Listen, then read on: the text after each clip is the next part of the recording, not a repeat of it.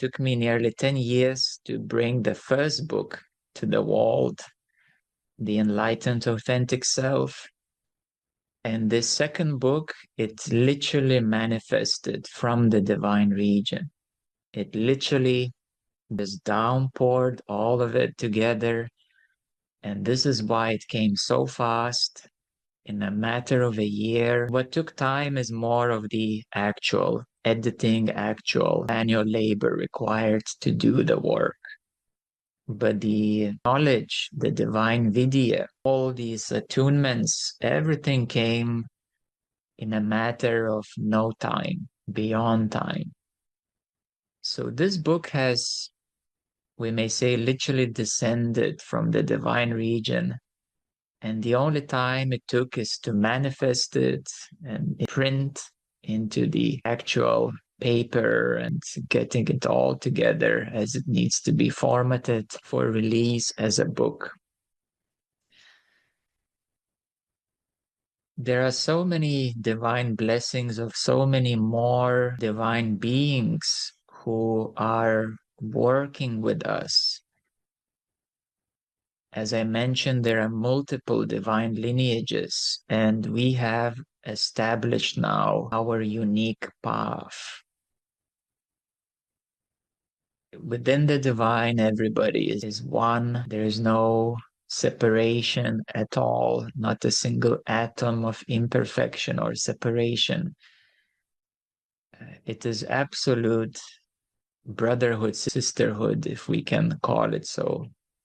In reality, there are no genders either. So this is the backstory of how this book has descended here in physical from the divine.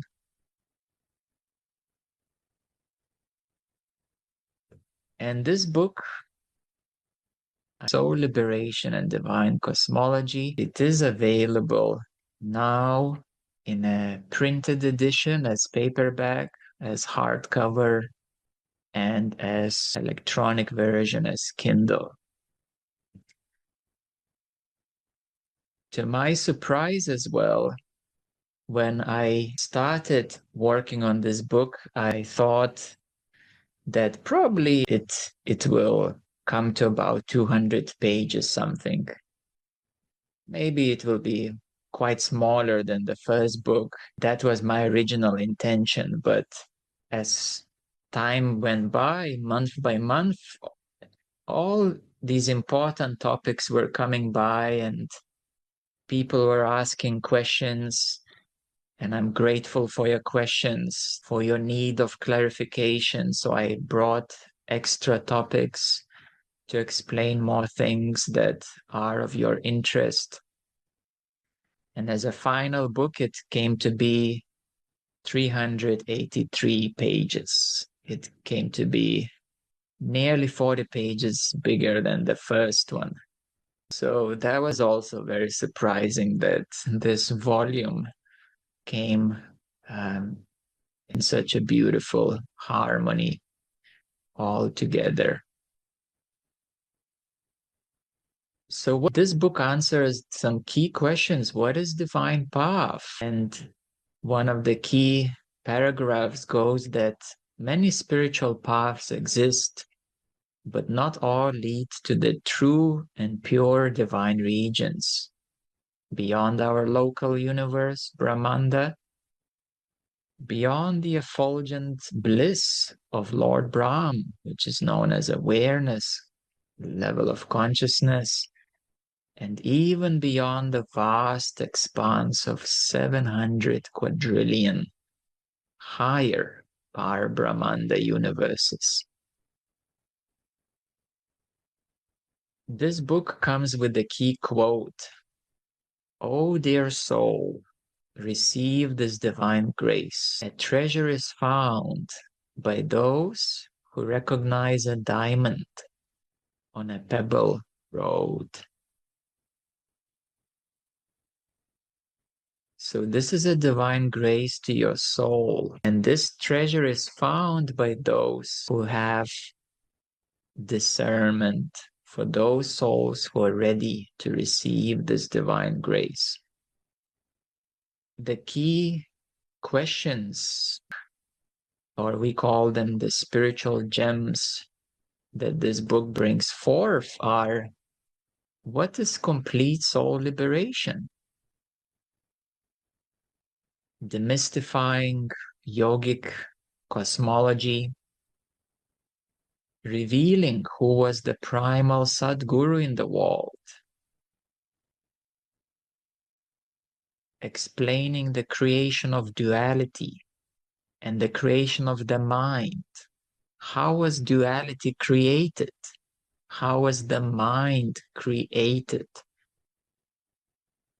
There is so little information who can explain that in any spiritual paths. Everybody seeks to transcend duality, but not everybody understands how it even came to be in the first place, how it manifested, who created the mind. Recognizing the value of the divine light and sound stream. This is a central topic, and uncovering our innate divine nature in the regions of higher consciousness. Very briefly, I would also like to introduce you to some of the key chapters of the book. So the first chapter of the book explains what is divine Marga, that there are two main steps, a soul-centered path. What does soul liberation mean? A fully liberated soul. It introduces the divine light sound stream, examining world faiths, looking at other religions and other world traditions in relation to the divine light and sound stream, a comparison, analysis. The role of a Sadguru, or a spiritual master, in this process. What is divine Vidya as a transcendent divine knowledge?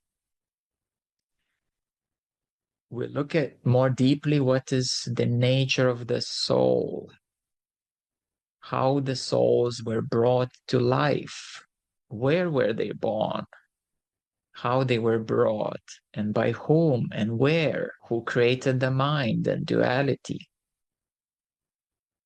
Explaining about the nature of different sources, different gods, how many sources there are.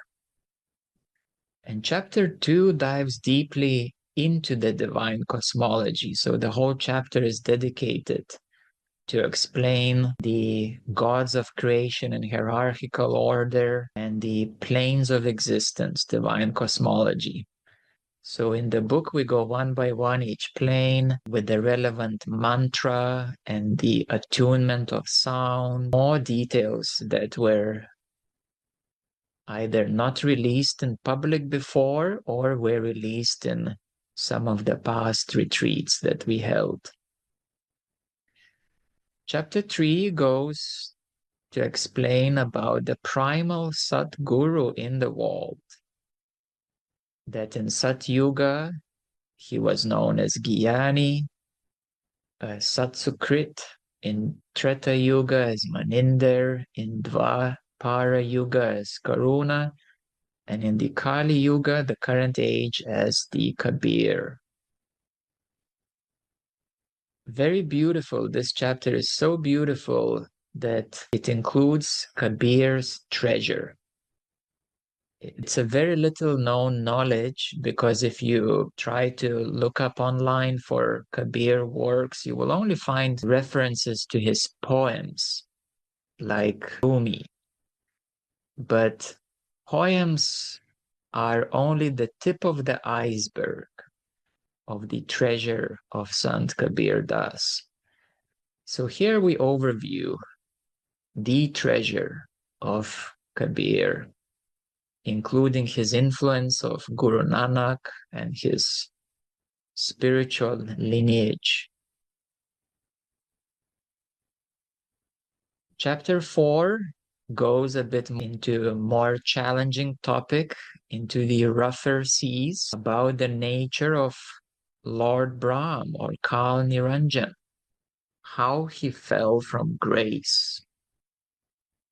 And again, there are parallels, there are comparative studies with the ancient mystical Gnostic knowledge. This is a really high level knowledge of the creation of our universe, why there are all these problems that we have, why there is duality, why there is injustice.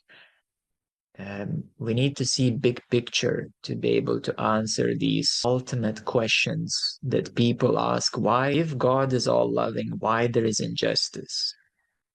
Well, this chapter answers all of that. So it goes into a very deep story of Anurag Sagar, how Lord Brahm, or also known as Kal Niranjan, fell from grace of Satpurush. It's not the story of Adam and Eve, how they fell from grace. This is so much lower level. That's in relation to humanity itself. This chapter covers how the God who created our universe fell from grace. Much, much bigger picture. So it goes into beautiful details for you to gain this sacred knowledge. Chapter 5 goes into detail about spiritual teachers, their soul advancement, and karma. So we distinguish between saints, yogis, yoga preceptors, gurus, and sadgurus. What's the difference between them? We go into detail about that. Soul advancement. We look at the 3 degrees of avatars, the 3 levels of avatars, about the nature of the spirit and the true spiritual heart, integration of consciousness, 4 types of karma, major forms of consciousness, about the powers and degrees of awareness and non-duality. So this covers in broad terms the knowledge about spiritual teachers, why they're different and what do they do. Chapter 6 becomes a bit more easy read about the divine way of living in relation how you can start practicing, what you can start doing and aligning with the way of the divine.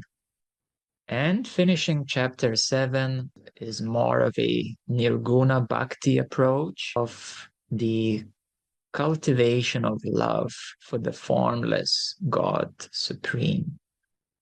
So it's the path of nirguna bhakti, bhakti inquiry, unconditional love, and what are its origins, and finishing with the beautiful gratitude to all our guides and teachers. At the end of the book, we have glossary, which was a very extensive work to get it together. This is where we have a unique glossary explaining some of these terms, because this book is, we may say, a holy book that descended from the divine. It has some unique terms and a unique language, in other words. Therefore, glossary is necessary. And another important part towards the very end of the book, it's the about section about Divine Marga, about the foundation, the Humanity Foundation, and also about the Divine Marga initiation. So we have a whole topic in detail. What is Divine Marga initiation? How it happens? And what are the requirements? This is a very, very important topic. The next opportunity to receive the initiation will be in Nepal in our upcoming retreat in April. So these are the key chapters and the key topics of this truly special, unique book that is so difficult to find even any similar references. As you may know, we love researching other paths and traditions, and it is so rare knowledge that spiritual teachers and gurus, even in India, very, very few know anything about this high level of divine knowledge. This is extremely rare. And this is the gift that we are bringing to the Western world and to the Eastern world. It's actually for all humanity. It's a very, very big gift that has descended for everyone. How this book came to be, we may say a central role is of the Sant Kabir Das, and Gyani as his true name, and the absolute supreme God, Satpurush, which has more degrees, divine, deeper regions, but it's the same being. It's the same Satpurush. It's just deeper aspects of Satpurush as we go deeper into the divine, and it's endless, actually. 6 are the main regions that we may find some references in other spiritual traditions, such as Meher Baba spoke about some of these higher aspects, and the Sadgurus of Sant Mat have spoken more about these aspects, but very, very little knowledge exists as a whole. So having our gratitude to all these beings who have assisted myself and Leon, our souls, to return to the divine. In the About section, I have included a complete list of all the lineages that we work with. And Divine Marga is a integral, holistic approach which combines the most effective elements of different paths in our unique way to provide a highway, effective highway. And lastly, I would like to express my gratitude and the acknowledgements to our beautiful team members who, one way or another, have contributed to this book. So that would be Manvir and Michelle and Anneke and Helena and Temi and Nicole, who have put some good work and beautiful support to bring this book forward, as well as those who help to proofread it and polish it up, Rasa and Andreas and Smita and Shambhu for his suggestions, and our final proofreader, Moira.